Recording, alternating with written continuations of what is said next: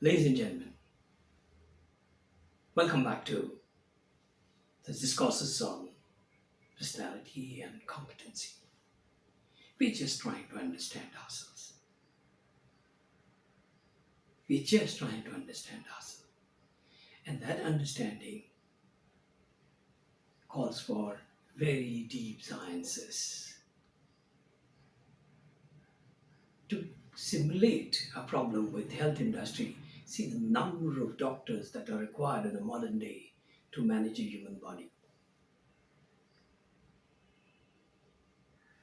By virtue of that, they manage the quality of life that we live, the quality of experiences that we get. There are doctors of all kinds. There are doctors who talk about the physic part of the body, and there are doctors who talk about the metaphysic part of our body.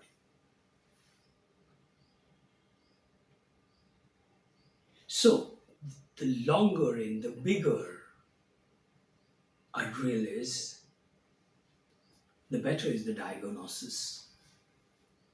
Better becomes the diagnosis, and the clearer and more fundamental is our understanding about life, the better is the pitch we understand and the opponent we understand, and better becomes the compatibility between us and our life. Aren't we seeking that? Aren't we trying to better our lives? So, be with this flow, this channel, howsoever intricate the things may become, we are trying to make it necessary part of your living.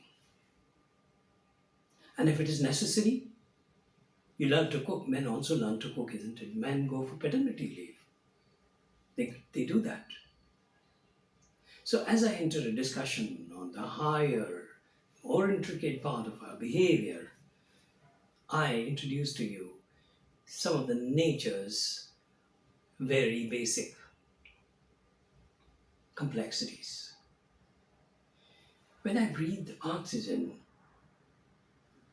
I can't refuse nitrogen. I can't refuse that. They'll be part of it. When I drink water, once again, I have that dissolved gas, especially oxygen, coming into me. When I drink water, I take a lot of minerals in it. The elements like sodium, calcium, sulfur, they all exist as ores in the universe. They are much more stable in form of ores. Otherwise, carrying sodium alone would be a very, very difficult proposition.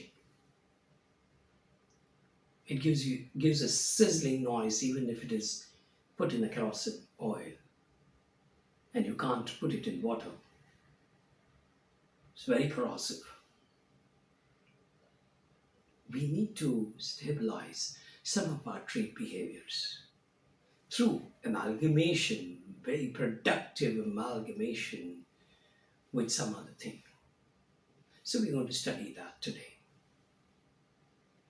We'll take a very simple example of you saying hello to someone. You are saying hello to someone. So how do you say it? How do you say it? Good to see you here. Oh, how nice you're here. Oh, what a surprise. I never expected this to happen. You're here. These are the ways, depending on your linguistic skills and your dramatic skills or your openness to people, this is how you will say it. Voice modulation apart. That's your tricks I don't want to introduce now because that becomes a very, very complex exercise. That's why directors are all, they're sunk deep into thought when they create a scene, when they create a dialogue. They're sunk deep into the thought. You wonder, what is he doing? Because he's gone into details of fashioning that particular act, and he's gone into rehearsing for himself hundreds of times how the word and has to be said or she has to be said, or that has to be said. They're aware of the kind of synthesis that is possible with single word. That's why they're deep sunk into their thought. So theatrics apart, we just look at the plain written communication, and I'll express in as simple way as possible. Right? Ready? So option number one,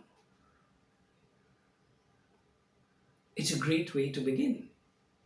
Option number two, oh, good to see you here. Oh, good to see you here. Oh, how nice you are here. How nice you're here.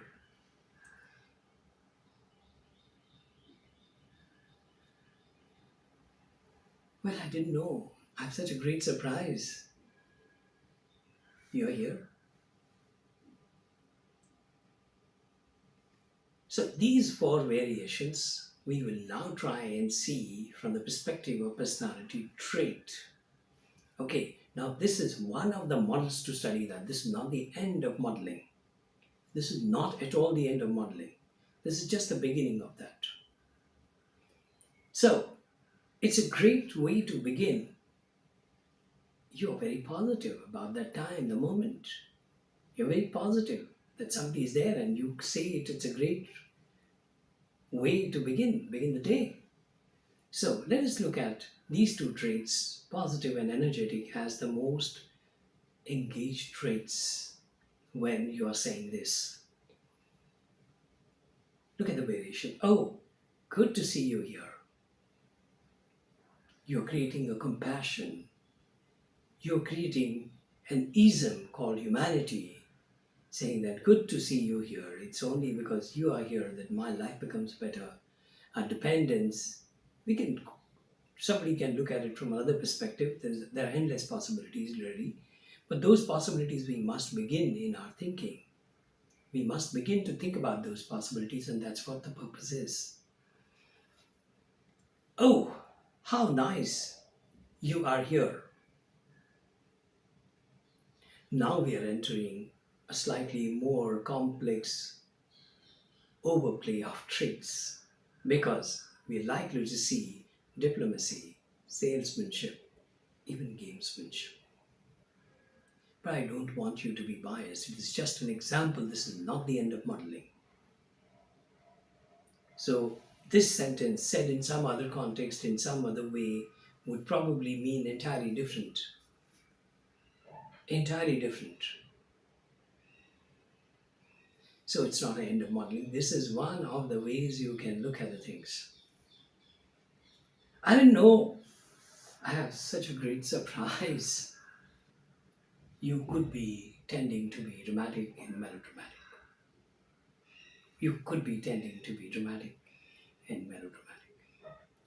Now, in a sense, these complexities help us understand the possibilities. Going back to kitchen again, going back to kitchen. What do?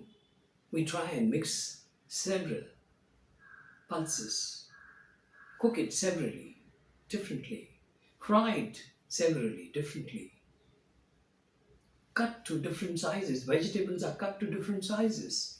They are brought down to different forms.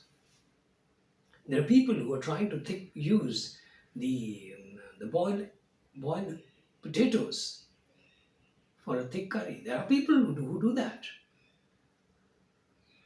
There are people who eat raw onions. So if you look at chemistry that is happening, the culinary chemistry that is happening all the time in kitchen, you will probably become aware of the possibilities. How different traits and unions and bondings and associations and amalgamations and the electrovalent and the covalent bonding could create different possibilities. It's not the end of the model, it's beginning. You have to begin to think now, how do you create a certain recipe in every given situation? Is it too much of a task? Is it too much of a task? Well, there are times when you find it difficult to make a round arm action and release the ball at a particular time.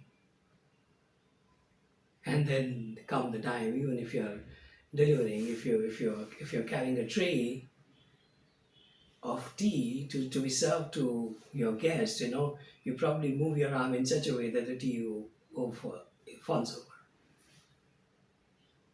It's impossible for you to hold that moment, that intrinsic tendency to move your hand in the way that the bowler is bowling and delivering a ball at his choice of height.